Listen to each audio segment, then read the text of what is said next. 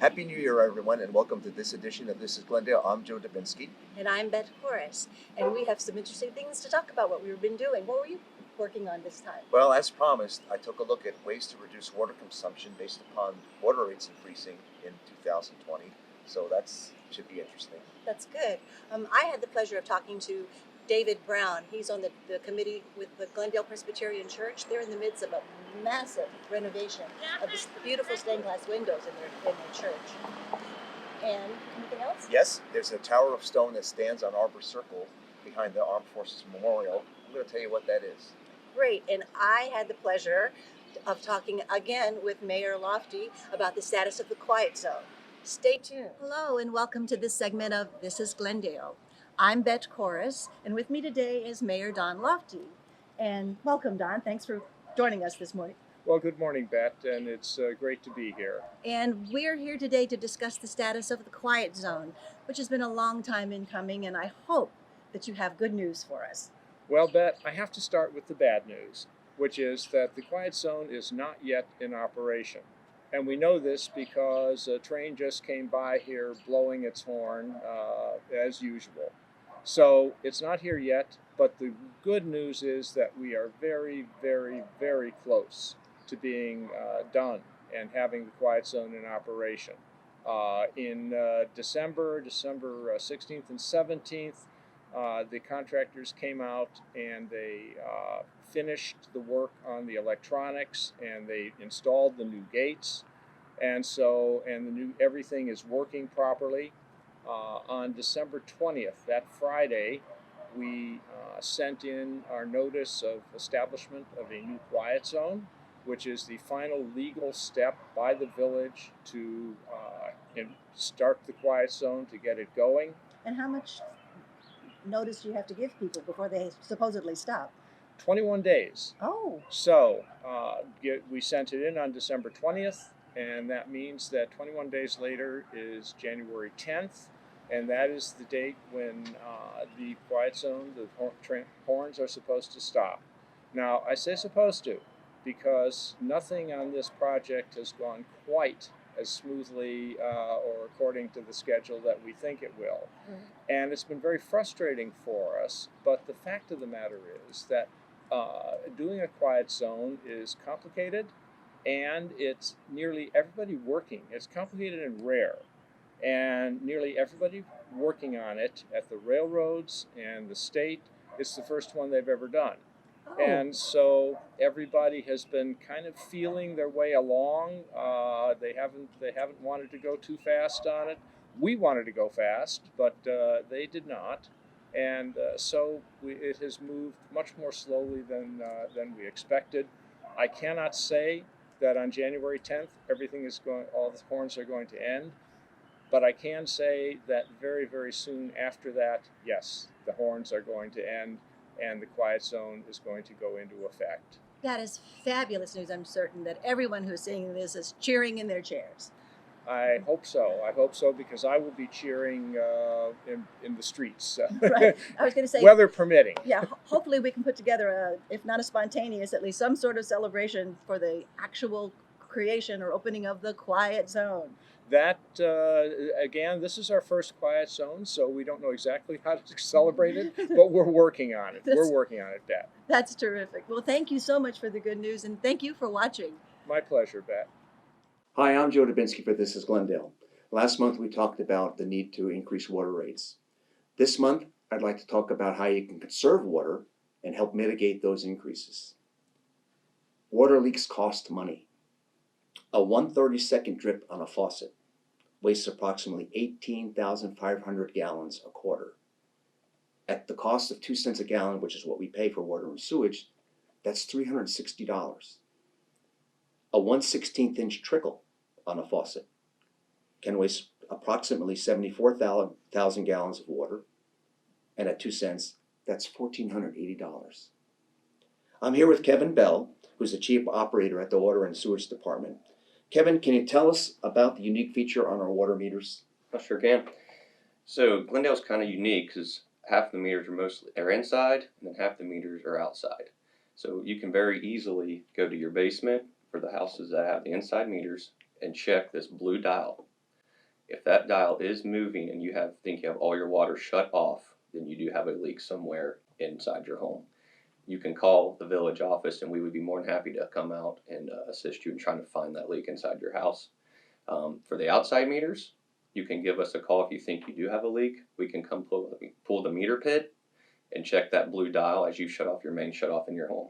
If that dial does stop when you shut that off, you do have a leak inside your home.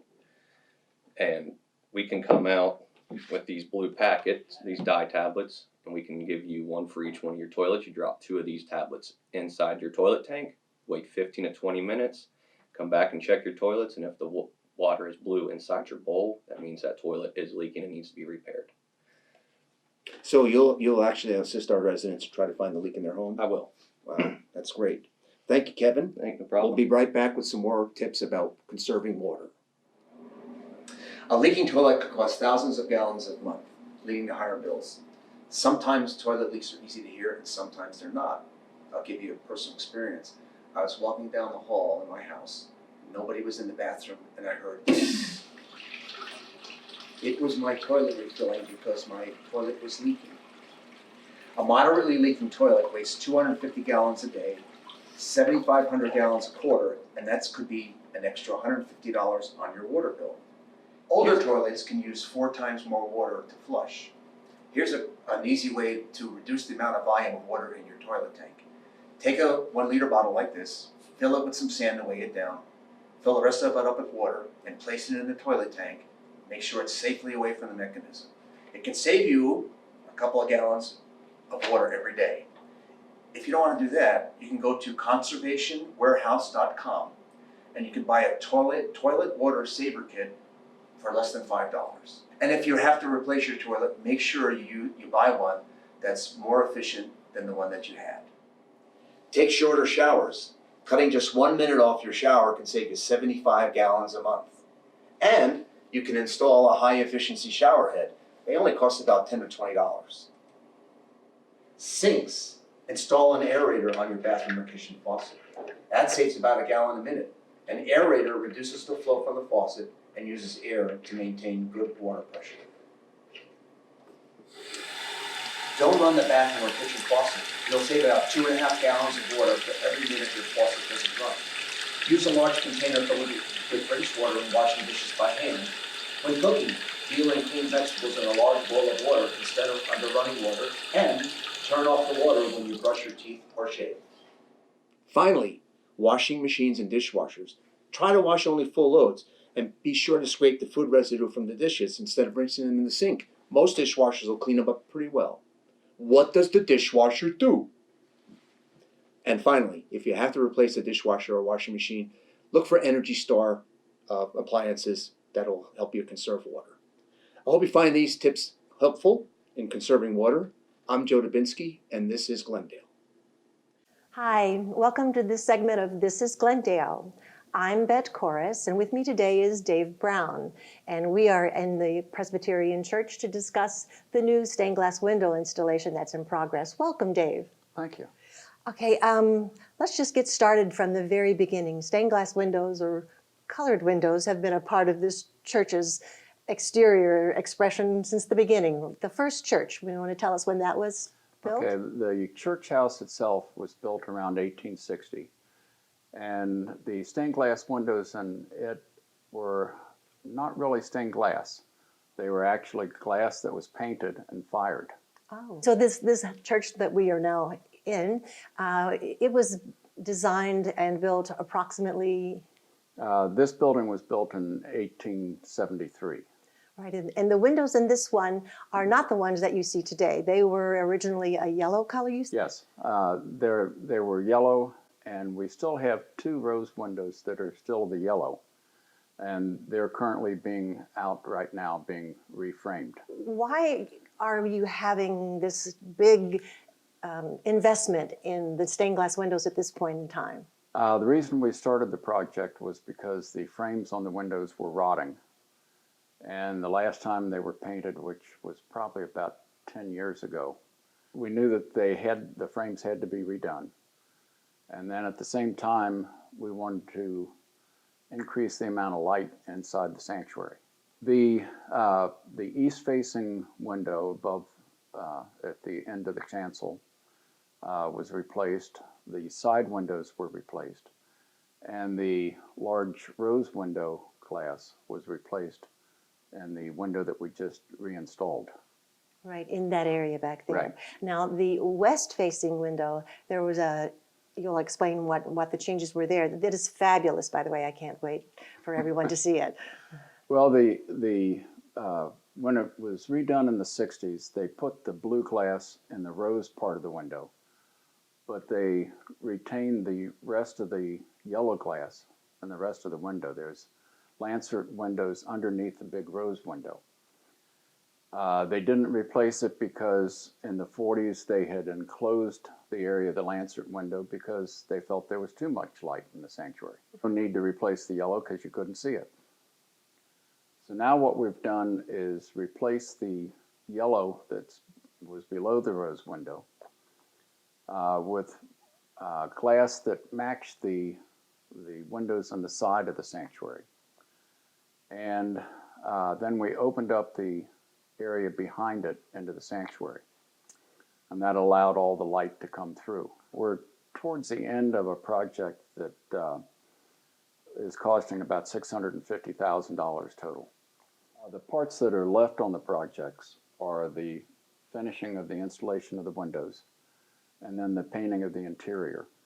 The funds that we've raised so far have come from both inside the church and also the community. We, of course, are still short on funds, so we're using some borrowed money. So, any additional funds we get will certainly help us on that. I'm Bet Chorus, and This is Dave Brown. And this is Glendale. Thank you for watching. Hi, I'm Joe Dubinsky for This is Glendale. I'm here at Arbor Circle behind the Armed Forces Memorial, where stands the Tower of Stone. Many of our residents may know what that is, but some of you may not. I'll give you a hint. It stands at one of the highest points in the village. Give up? This is actually the base of the original water tower in Glendale, built in 1892. Up until 1892, water was provided to homes by wells and cisterns. In February of that year, a $35,000 bond issue was passed, authorizing the construction of a waterworks. Wells were dug, pipes were laid, and a waterworks was built down on East Sharon Avenue, and a standpipe here at this site. Over the years, the pipe was built taller, and at that time, it supplied about 1.5 to 2 days supply of water to the village. In 1928, the tower burst, sending a cascade of water down Sharon Avenue. A new tower was built at the site of the waterworks down on East Sharon Avenue. That served Glendale until 1995, when the existing tower was built on Route 4 across from the golf course. If you have an interesting story you'd like us to share, please send us an email at thisisglendale@gmail.com. For This is Glendale, I'm Joe Dubinsky. Well, we hope you enjoyed this edition of This is Glendale. But do you remember the story I did about Janina Sambucino, who was raising money for the Lymphoma and Leukemia Society? Yes, I do. Yeah. Well, she had a booth at the village in the square, Christmas event, and actually raised $57. So she's well on her way to achieving her goal. Oh, that's kind of those who agreed to contribute. Yes. And we wanted to reach out to you for This is Glendale. If you have any ideas, suggestions, story lines that you would like for us to investigate, you can reach us at thisisglendale@gmail.com. So please do let us know your thoughts. And finally, Chief Dave Orman has a message for our residents and their generosity during his efforts to raise money and gifts for needy families over Christmas time. Hi folks, Chief Dave here. I just basically wanted to thank everybody for a wonderful December. All the stuff that everybody did for the families that we sponsored for Christmas, over 25 plus this year. It was amazing, the outreach that everybody came up with. If you look around and see, this is what we do. And I simply want to invite everybody next year to come by and check this out. But it's unbelievable. The village is amazing. Can't describe the village that we have. It's just overwhelming. So anyway, happy January, and we'll see you next year.